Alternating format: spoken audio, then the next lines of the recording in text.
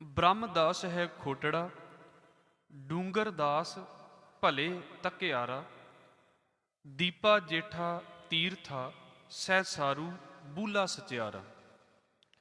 ਇਹ 7 ਸਿੱਖਾਂ ਦਾ ਇੱਥੇ ਜ਼ਿਕਰ ਆਇਆ ਹੈ ਵੀ ਇਹ 7 ਸਿੱਖ ਗੁਰੂ ਰਾਮਦਾਸ ਸਾਹਿਬ ਮਹਾਰਾਜ ਜੀ ਦੇ ਕੋਲ ਆਏ ਸੀ, ਜਿਨ੍ਹਾਂ ਦੇ ਵਿੱਚੋਂ ਬ੍ਰਹਮਦਾਸ, ਕਵੀ ਸੰਤੋਖ ਸਿੰਘ ਦੀ ਲਿਖਤ ਦੇ ਵਿੱਚ ਇਹਨੂੰ ਧਰਮਦਾਸ ਵੀ ਲਿਖਿਆ ਹੈ। ਫਿਰ ਇਹਦੇ ਤੋਂ ਇਲਾਵਾ ਡੂੰਗਰ ਜਿਹੜਾ ਹੈ ਭਾਈ, ਉਹ ਆਇਆ, ਭਾਈ ਦੀਪਾ, ਭਾਈ ਜੇਠਾ, ਭਾਈ ਤੀਰਥਾ, ਭਾਈ ਸੰਸਾਰੂ, ਭਾਈ ਬੂਲਾ। ਇਹ ਜਿਹੜੇ 7 ਸਿੱਖ ਨੇ ਇਹ ਗੁਰੂ ਰਾਮਦਾਸ ਸਾਹਿਬ ਮਹਾਰਾਜ ਦੇ ਕੋਲ ਆਏ ਤੇ ਸੱਚੇ ਪਾਤਸ਼ਾਹ ਜੀ ਨੂੰ ਆ ਕੇ ਤੇ ਉਪਦੇਸ਼ ਕਰ ਜਿਹੜਾ ਹੈ ਉਪਦੇਸ਼ ਮੰਗਦੇ ਨੇ ਮਹਾਰਾਜ ਦੇ ਕੋਲ ਕਿ ਗੁਰੂ ਸਾਹਿਬ ਕਿ ਕਿਹੜਾ ਤਰੀਕਾ ਹੈ, ਸਾਨੂੰ ਆਪਣਾ ਜਾਣ ਕੇ ਤੇ ਉਪਦੇਸ਼ ਕਰੋ। ਮਤਲਬ ਤੁਹਾਡੀ ਸਿੱਖੀ ਨੂੰ ਕਮਾ ਸਕੀਏ, ਸਾਨੂੰ ਇਦਾਂ ਦੀ ਕੋਈ ਮੱਤ ਦਿਓ, ਇਦਾਂ ਦਾ ਉਪਦੇਸ਼ ਕਰੋ। ਤੇ ਗੁਰੂ ਰਾਮਦਾਸ ਸਾਹਿਬ ਮਹਾਰਾਜ ਜੀ ਨੇ ਇਹਨਾਂ ਨੂੰ ਕੁਝ ਗੱਲਾਂ ਜਿਹੜੀਆਂ ਸੀ ਉਹ ਸਮਝਾਈਆਂ ਸੀ ਤੇ ਉਹ ਇਦਾਂ ਦੀਆਂ ਗੱਲਾਂ ਨੇ, ਕਿਉਂਕਿ ਕੱਲ ਇੱਕ ਸਿੱਖ ਦਾ ਜੀਵਨ ਅਸੀਂ ਵਿਚਾਰਿਆ ਸੀ, 3 ਸਿੱਖਾਂ ਦਾ। ਉਹਨਾਂ ਦੇ ਜੀਵਨ ਦੇ ਵਿੱਚੋਂ ਇਹ ਗੱਲ ਸੀ ਵੀ ਗੁਰੂ ਘਰ ਦੇ ਵਿੱਚ ਜਿਨ੍ਹਾਂ ਨੇ ਰਹਿਣਾ ਹੈ ਉਹਨਾਂ ਨੇ ਕਿੱਦਾਂ ਰਹਿਣਾ ਹੈ, ਉਹਨਾਂ ਨੇ ਸੰਗਤ ਕਰਨੀ ਕਿੱਦਾਂ ਸਿੱਖਣੀ ਹੈ। ਇਹ ਜਿਹੜੇ 7 ਸਿੱਖ ਨੇ ਇਹਨਾਂ ਦਾ ਸੰਬੰਧ ਇਸ ਗੱਲ ਦੇ ਨਾਲ ਹੈ ਵੀ ਜਦੋਂ ਇਸ ਗੁਰੂ ਘਰ ਦੇ ਵਿੱਚ ਆ ਕੇ ਸੇਵਾ ਸਿੱਖ ਲਈ ਹੈ, ਉਸ ਸੇਵਾ ਨੂੰ ਉਹਨਾਂ ਨੇ ਆਪਣੇ ਇਲਾਕੇ ਦੇ ਵਿੱਚ ਜਾ ਕੇ ਕਰਨਾ ਹੈ ਤੇ ਫਿਰ ਕਿਵੇਂ ਕਰਨਾ ਹੈ। ਸੁਭਾਵਿਕ ਜੀ ਗੱਲ ਹੈ, ਅਸੀਂ ਕਈ ਵਾਰ ਵਿਚਾਰਦੇ ਹੁੰਦੇ ਹਾਂ ਕਿ ਵੇਖੋ ਅਫਗਾਨਿਸਤਾਨ ਦੇ ਸਿੱਖ ਆਏ ਜੀ, ਕਾਬੁਲ ਤੋਂ ਸਿੱਖ ਆ ਕੇ ਵਸਦੇ ਪਏ ਨੇ ਜੀ, ਦੱਖਣ ਤੋਂ ਆ ਕੇ ਸਿੱਖ ਮਹਾਰਾਜ ਜੀ ਦੇ ਕੋਲ ਆ ਜਾਂਦੇ ਨੇ, ਈਵਨ ਕਿ ਢਾਕੇ ਤੋਂ ਸਿੱਖ ਆ ਕੇ ਮਹਾਰਾਜ ਦੇ ਕੋਲ ਵਸਦੇ ਨੇ। ਜਦੋਂ ਅਸੀਂ 10ਵੇਂ ਗੁਰੂ ਸਾਹਿਬਾਨ ਤੱਕ ਦੀਆਂ ਗੱਲਾਂ ਪੜ੍ਹਦੇ ਹਾਂ, ਹੁਣ ਉਹਨਾਂ ਦੇ ਵਿੱਚੋਂ ਇੱਦਾਂ ਦਾ ਨਹੀਂ ਸੀ ਵੀ ਮਹੀਨਾ ਉਹਨਾਂ ਨੇ ਰਹਿਣਾ, 2 ਮਹੀਨੇ ਰਹਿਣਾ, ਵਾਪਸ ਫਿਰ ਆਪਣੇ ਪਿੰਡ ਚਲੇ ਜਾਣਾ। ਉੱਥੇ ਜਾਣਾ ਤੇ ਜੋ ਉਹਨਾਂ ਨੇ ਇੱਥੋਂ ਸਿੱਖ ਕੇ ਜਾਣਾ ਉਹਨੂੰ ਉੱਥੇ ਲਾਗੂ ਕਰਨਾ ਵੀ ਸੰਗਤ ਦੇ ਵਿੱਚੋਂ ਅਸੀਂ ਆਹ ਗੱਲ ਸਿੱਖੀ ਹੈ। ਉਹ ਗੁਰੂ ਰਾਮਦਾਸ ਸਾਹਿਬ ਮਹਾਰਾਜ ਜੀ ਦੇ ਕੋਲ ਇਹ 7 ਸਿੱਖ ਆਏ ਤੇ ਮਹਾਰਾਜ ਜੀ ਉਹਨਾਂ ਨੂੰ ਕਹਿੰਦੇ ਨੇ ਵੀ ਸੱਚੇ ਪਾਤਸ਼ਾਹ ਜੀ ਨੂੰ ਕਹਿੰਦੇ ਨੇ, ਇਹ ਸਿੱਖ ਮਹਾਰਾਜ ਉਪਦੇਸ਼ ਕਰੋ ਵੀ ਸਾਡਾ ਭਲਾ ਹੋਵੇ, ਤੁਹਾਡੀ ਸਿੱਖੀ ਨੂੰ ਕਮਾ ਸਕੀਏ। ਤੇ ਮਹਾਰਾਜ ਨੇ ਇੱਕ ਗੱਲ ਕਹੀ ਕਿ ਭਾਈ ਪਹਿਲੀ ਗੱਲ ਤੇ ਇਸ ਗੱਲ ਨੂੰ ਸਮਝੋ ਵੀ ਆਪਣੇ ਔਗਣਾਂ ਨੂੰ ਪਛਾਣੋ। ਜਦੋਂ ਤੱਕ ਮੈਂ ਰਾਤੀ ਵੀ ਇਸ ਗੱਲ ਦੀ ਬੇਨਤੀ ਕੀਤੀ ਸੀ, ਗਲਤੀਆਂ ਠੀਕ ਕਰਨੀਆਂ ਨੇ ਕਿ ਨਹੀਂ ਠੀਕ ਕਰਨੀਆਂ ਇਹ ਤੇ ਬਾਅਦ ਦੀਆਂ ਗੱਲਾਂ ਨੇ। ਮੈਨੂੰ ਪਤਾ ਤੇ ਹੋਵੇ ਵੀ ਮੈਂ ਕਿੱਥੇ ਗਲਤ ਹਾਂ, ਮੈਨੂੰ ਪਤਾ ਤੇ ਹੋਵੇ ਵੀ ਮੈਂ ਇੱਥੇ ਗਲਤ ਹਾਂ ਜਾਂ ਹੋ ਸਕਦਾ ਹਾਂ, ਕੋਈ ਮੈਨੂੰ ਦੂਜਾ ਦੱਸੇ ਵੀ ਹਾਂ ਤੂੰ ਇੱਥੇ ਗਲਤ ਹੈ ਤੇ ਮੈਂ ਮੰਨਣ ਲਈ ਤਿਆਰ ਹੋਵਾਂ ਵੀ ਹਾਂ ਮੈਂ ਵਾਕਿਆ ਹੀ ਗਲਤ ਹੋ ਸਕਦਾ ਹਾਂ। ਸੱਚੇ ਪਾਤਸ਼ਾਹ ਨੇ ਪਹਿਲੀ ਗੱਲ ਇਹ ਕਹੀ ਵੀ ਭਾਈ ਆਪਣੇ ਔਗਣਾਂ ਨੂੰ ਪਛਾਣੋ ਤੇ ਇਹਨਾਂ ਨੂੰ ਛੱਡੋ। ਫਿਰ ਨਾਲ ਗੱਲ ਮਹਾਰਾਜ ਨੇ ਕਹੀ ਵੀ ਗੁਣਾਂ ਨੂੰ ਵੀ ਧਾਰਨ ਕਰੋ।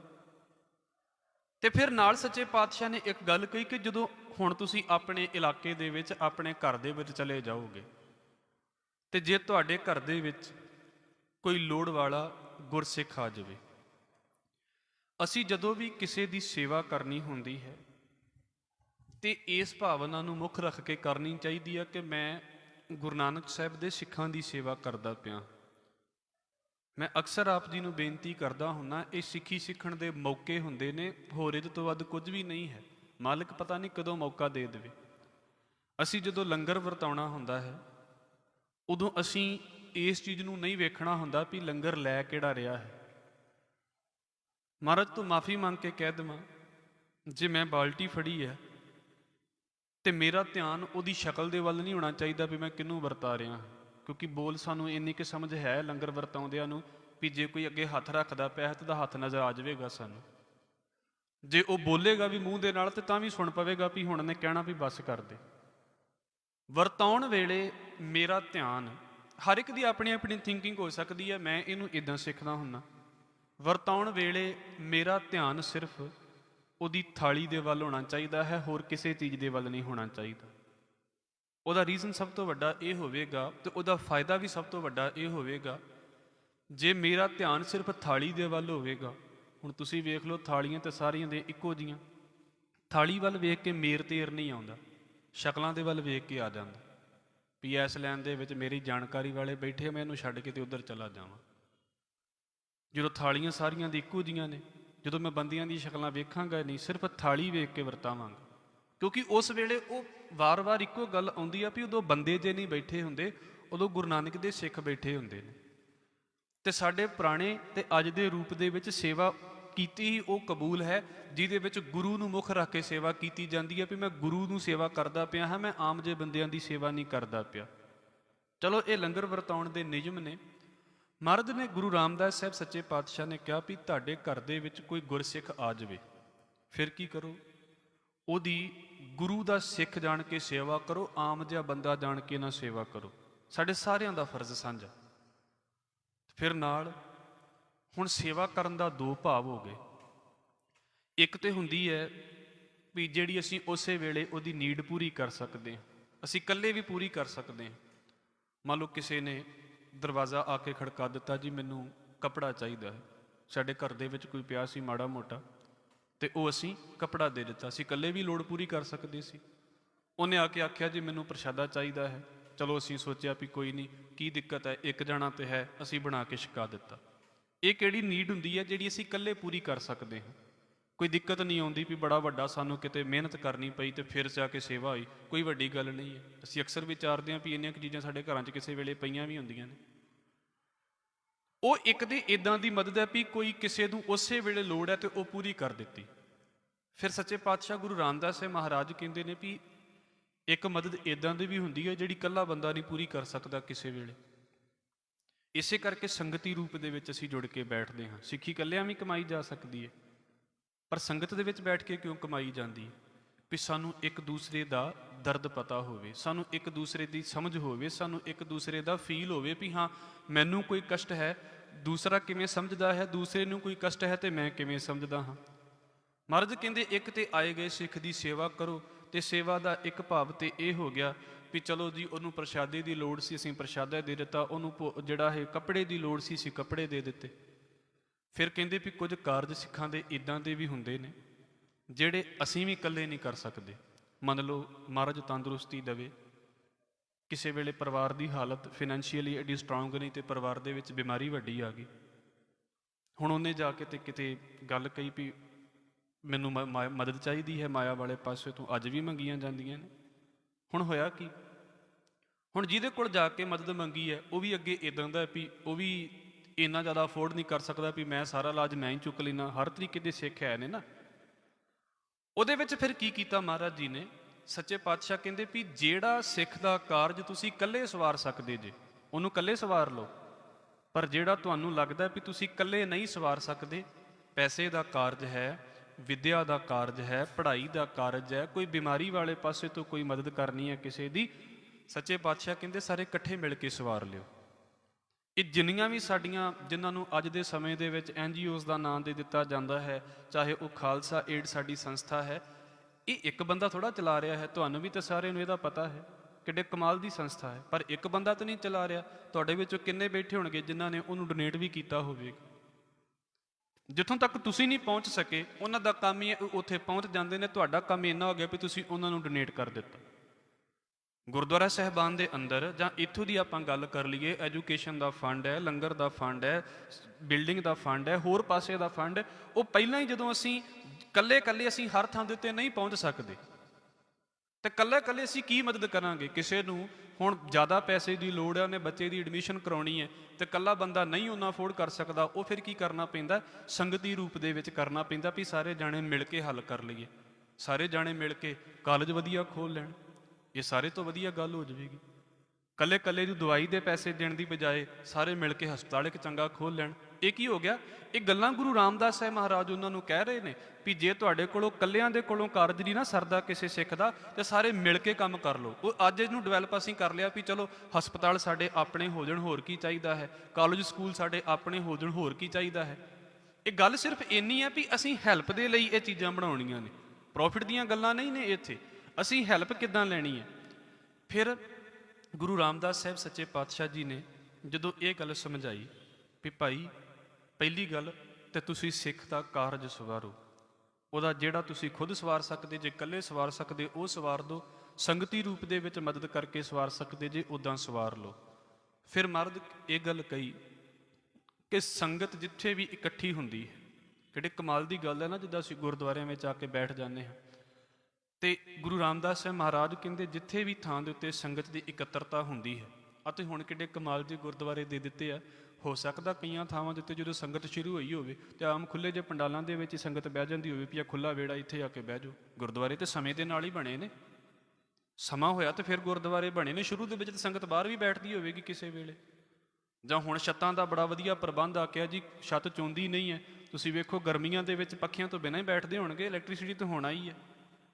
ਮਹਾਰਾਜ ਨੇ ਕਿਹਾ ਵੀ ਜਿੱਥੇ ਸੰਗਤ ਹੁੰਦੀ ਹੈ ਨਾ, ਜਿੱਥੇ ਗੁਰਸਿੱਖ ਆ ਕੇ ਬੈਠਦੇ ਨੇ, ਤੁਸੀਂ ਉੱਥੇ ਸਵੇਰੇ ਸ਼ਾਮ ਜਾਣਾ ਹੈ। ਫਿਰ ਨਾਲ ਕੀ ਕਰਨਾ ਹੈ?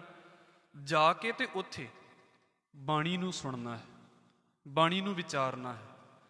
ਬਾਣੀ ਨੂੰ ਜਦੋਂ ਤੁਸੀਂ ਵਿਚਾਰੋਗੇ ਤੇ ਬਾਣੀ ਨੂੰ ਵਿਚਾਰਨ ਦਾ ਮਤਲਬ ਸਿਰਫ ਇੰਨਾ ਨਹੀਂ ਵੀ ਮੈਂ ਅਰਥ ਪੜ੍ਹ ਲਏ ਨੇ। ਬਾਣੀ ਨੂੰ ਵਿਚਾਰਨਾ ਹੈ, ਨਾਲ ਇਹ ਵੇਖਣਾ ਹੈ ਵੀ ਜੋ ਬਾਣੀ ਕਹਿ ਰਹੀ ਹੈ ਉਹ ਮੈਂ ਕਰਦਾ ਪਿਆ ਹਾਂ। ਬਾਣੀ ਮੇਰੀ ਜ਼ਿੰਦਗੀ 'ਚ ਕਿੰਨੀ ਕੁ ਆ ਰਹੀ ਹੈ। ਹੋਰ ਸਿੱਖੀ ਕੀ ਹੈ? ਜਿੰਨਾ ਕੁ ਮੈਂ ਬਾਣੀ ਨੂੰ ਸੁਣਦਾ ਹਾਂ, ਵਾਹ ਭਲੀ ਗੱਲ ਹੈ। ਸੁਣਨਾ ਪਹਿਲਾ ਸਟੈਪ ਹੈ, ਪਰ ਨਾਲ ਕੀ ਹੈ, ਇਹ ਬਾਣੀ ਮੇਰੀ ਜ਼ਿੰਦਗੀ 'ਚ ਆ ਰਹੀ ਹੈ। ਮਹਾਰਾਜ ਕਹਿੰਦੇ ਉਸ ਬਾਣੀ ਦੇ ਅਰਥਾਂ ਨੂੰ ਚੰਗੀ ਤਰ੍ਹਾਂ ਸਮਝੋ, ਉਹਨਾਂ ਅਰਥਾਂ ਨੂੰ ਫਿਰ ਜ਼ਿੰਦਗੀ ਦੇ ਵਿੱਚ ਲੈ ਕੇ ਆਓ। ਤੇ ਮਹਾਰਾਜ ਨੇ ਜਦੋਂ ਕਿਹਾ ਵੀ ਜੇਕਰ ਸੰਗਤ ਕਰਦਿਆਂ ਤੁਹਾਨੂੰ ਉੱਥੇ ਸਮਾਂ ਹੋ ਜਾਂਦਾ, ਵੀ ਮੰਨ ਲਓ ਤੁਸੀਂ ਸਾਲ ਹੋ ਗਿਆ ਸੰਗਤ ਕਰਦਿਆਂ ਨੂੰ, 2 ਸਾਲ ਹੋ ਗਏ, ਸੁਭਾਵਿਕ ਜੀ ਗੱਲ ਹੈ ਉੱਥੇ ਹੌਲੀ ਹੌਲੀ ਪ੍ਰਬੰਧ ਹੋਣਾ ਸ਼ੁਰੂ ਹੋ ਜਾਂਦਾ। ਤਾਂ ਕਹਿੰਦੇ ਜੇ ਤੇ ਤੁਹਾਡੇ ਵਿੱਚੋਂ ਕੋਈ ਵਿੱਤ ਵਾਲੇ ਸਿੱਖ ਨੇ, ਮੈਂ ਥੋੜ੍ਹੇ ਦਿਨ ਪਹਿਲਾਂ ਵੀ ਬੇਨਤੀ ਕੀਤੀ ਸੀ, ਜਦੋਂ ਅਸੀਂ ਗੁਰੂ ਨਾਨਕ ਦੇ ਘਰ ਦੇ ਵਿੱਚ ਜੁੜਦੇ ਹਾਂ ਨਾ, ਤੇ ਇੱਥੇ ਭਾਈ ਮੱਖਣ ਸ਼ਾਹ ਲੁਬਾਣੇ ਬਾਰੇ ਵਰਗੇ ਵੀ ਬੈਠੇ ਹੁੰਦੇ ਨੇ, ਇੱਥੇ ਭਾਈ ਲਾਲੋ ਵਰਗੇ ਵੀ ਬੈਠੇ ਹੁੰਦੇ ਨੇ। ਹਰ ਤਰੀਕੇ ਦੇ ਸਿੱਖ ਬੈਠੇ ਹੁੰਦੇ ਨੇ, ਕੋਈ ਉੱਚਾ ਨਹੀਂ, ਕੋਈ ਨੀਵਾਂ ਨਹੀਂ, ਬਰਾਬਰ ਹੋ ਕੇ ਬੈਠੇ ਹੁੰਦੇ ਨੇ। ਤੇ ਮਹਾਰਾਜ ਕਹਿੰਦੇ ਜਿੱਥੇ ਸੰਗਤ ਇਕੱਠੀ ਹੁੰਦੀ ਹੈ, ਤੁਹਾਡੇ ਕੋਲ ਵਿੱਤ ਹੈ ਤੇ ਧਰਮਸ਼ਾਲਾ ਬਣਾ ਲਓ। ਇੱਕ ਬੰਦੇ ਦੇ ਕੋਲ ਵਿੱਤ ਹੈ, ਇੱਕ ਬੰਦੇ ਦੇ ਕੋਲ ਤਾਕਤ ਹੈ, ਤੇ ਉਹ ਮਦਦ ਕਰ ਦੇਵੇ ਵੀ ਇਹ ਧਰਮਸ਼ਾਲਾ ਬਣਾ ਲਵੇ, ਤਾਂ ਕਿ ਸੰਗਤ ਦੇ ਬੈਠਣ ਦੀ ਜਗ੍ਹਾ ਚੰਗੀ ਤਿਆਰ ਹੋ ਜਾਵੇ। ਜਿੰਨਾ ਵੀ ਬੰਦਿਆਂ ਨੇ, ਚਾਹੇ ਉਹ ਇਸ ਵੇਲੇ ਇਸ ਦੁਨੀਆ ਦੇ ਵਿੱਚ ਨਹੀਂ ਨੇ, ਜਿੰਨਾ ਵੀ ਬੰਦਿਆਂ ਨੇ ਇਸ ਅਸਥਾਨ ਦੇ ਉੱਤੇ ਬੈਠਣ ਦੇ ਵਿੱਚ, ਜਿਹੜੇ ਅਸੀਂ ਹੁਣ ਬੈਠੇ ਹੋਏ ਹਾਂ, ਜੇ ਅਸੀਂ ਬੈਠੇ ਹਾਂ ਤੇ ਜਿਨ੍ਹਾਂ ਬੰਦਿਆਂ ਨੇ 1 ਜਾਂ 2% ਵੀ ਯੋਗਦਾਨ ਪਾਇਆ ਹੈ, ਚਾਹੇ ਪੈਸੇ ਦੇ ਕਰਕੇ ਪਾਇਆ, ਚਾਹੇ ਉਹਨਾਂ ਨੇ ਕਾਰ ਸੇਵਾ ਕਰਕੇ ਪਾਇਆ, ਕਿਸੇ ਵੀ ਰੂਪ ਦੇ ਵਿੱਚ ਪਾਇਆ, ਜੇ ਅਸੀਂ ਬੈਠਦੇ ਹਾਂ ਤੇ ਉਹਨਾਂ ਬੰਦਿਆਂ ਦੇ ਬੈਠਣ ਦਾ ਬੜਾ ਵੱਡਾ ਯੋਗਦਾਨ ਹੈ ਇੱਥੇ, ਚਾਹੇ ਉਹ ਨਹੀਂ ਨੇ ਅੱਜ ਸਾਡੇ ਵਿੱਚ। ਏਡੇ ਕਮਾਲ ਦੇ ਗੁਰਦੁਆਰੇ ਬਣੇ ਨੇ, ਇੱਥੋਂ ਦੀ ਵੀ ਗੱਲ ਕਰ ਲਈਏ, ਬਾਕੀ ਥਾਵਾਂ ਦੀ ਵੀ ਗੱਲ ਕਰ ਲਈਏ, ਕਿੰਨਾ ਦਾ ਯੋਗਦਾਨ ਹੈ। ਜਿਨ੍ਹਾਂ ਨੂੰ ਮਹਾਰਾਜ ਨੇ ਕੁਝ ਦਿੱਤਾ ਸੀ, ਚਾਹੇ ਸੇਵਾ ਵਾਲੇ ਪਾਸੇ ਤੋਂ, ਚਾਹੇ ਦਿਲ ਵਾਲੇ ਪਾਸੇ ਤੋਂ। ਸੱਚੇ ਪਾਤਸ਼ਾਹ ਕਹਿੰਦੇ ਦਿਲ ਵੱਡਾ ਹੈ, ਤੁਹਾਡੇ ਕੋਲ ਵਿੱਤ ਹੈ, ਪੈਸਾ ਹੈ, ਤੁਸੀਂ ਧਰਮਸ਼ਾਲਾ ਬਣਾ ਲਓ। ਨਹੀਂ ਇਕੱਲਾ ਬੰਦਾ ਬਣਾ ਸਕਦਾ, ਸਾਰੇ ਮਿਲ ਕੇ ਸੰਸਥਾ ਬਣਾ ਲਓ। ਗੁਰਦੁਆਰਾ ਸੰਸਥਾ ਮਿਲ ਕੇ ਬਣਨੀ ਚਾਹੀਦੀ ਹੈ, ਮਿਲ ਕੇ ਸੰਸਥਾ ਬਣਾ ਲਓ। ਔਰ ਸੰਸਥਾ ਦਾ ਮਤਲਬ ਸਿਰਫ ਇੱਥੇ ਨਹੀਂ ਮਹਾਰਾਜ ਨੇ ਰਹਿਣ ਦਿੱਤਾ ਵੀ ਪੂਜਾ ਦੇ ਅਸਥਾਨ ਹੀ ਬਣ ਗਏ।